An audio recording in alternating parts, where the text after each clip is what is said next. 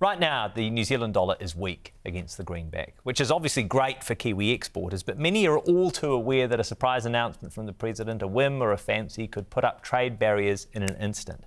For example, consider the New Zealand wine industry, worth just over $2 billion and dependent on their American customers. Here's Fina Owen. In Marlborough vineyards, it's the countdown to harvest. Cleaning, getting prepared, and then we've got our vintage crew for the new vintage arriving in about 3 weeks' time. Okay. So it's the calm before the storm.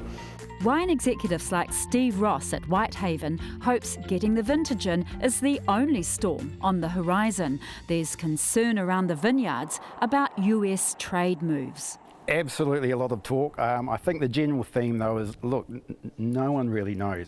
Whitehaven has a keen interest in what's going on with US trade because of all the New Zealand wine growers, it has the highest proportion of wine shipped to the US market and is the #1 New Zealand wine there in the higher price category.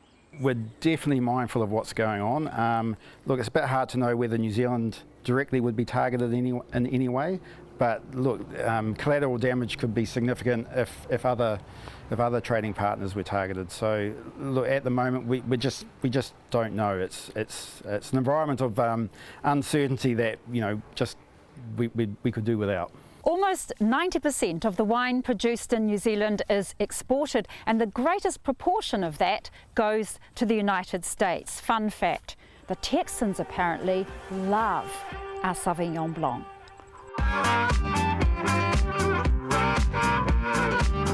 Southern USA is a fantastic market, and maybe it's the hot weather, but they definitely enjoy their Marlborough Sauvignon Blanc.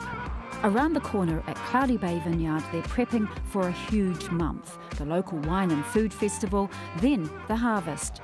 And then it's our 40th birthday, so we're 40 years since Cloudy Bay. 40 years at Cloudy Bay. So we've got guests coming from all over the world, journalists, sommeliers, coming for 2 days of fun, hopefully, celebration. Coming from the US too? Coming from the US as well, yeah. How important is the US market to Cloudy Bay? Incredibly, it's our #1 market. It's a growth market still, which is really exciting. It's such a big territory and every single state is different, so it's like dealing with lots of different markets.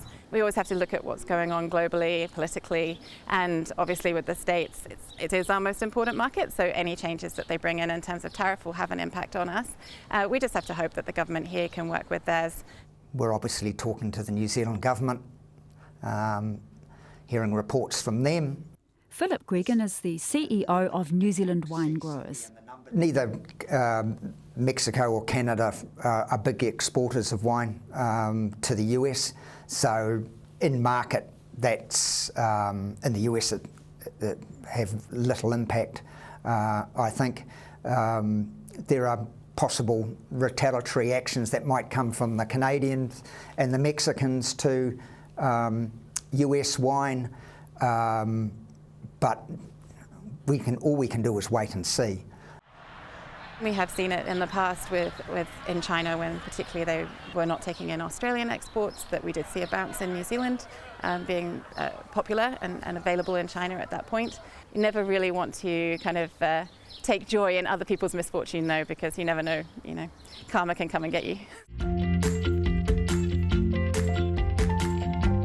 The last 5 years has been pretty up and down for the wine industry here. COVID was good for local sales, but they were left with too much stock. And creeping up over the last decade, a softening of demand internationally as new generations have more choice. But recently, there have been some positives. The New Zealand dollar's come down quite a bit against the US, so that's a positive. It's been reflected in a rise in the price that our wineries are actually receiving in the hand from payments from the US, so that's a big plus.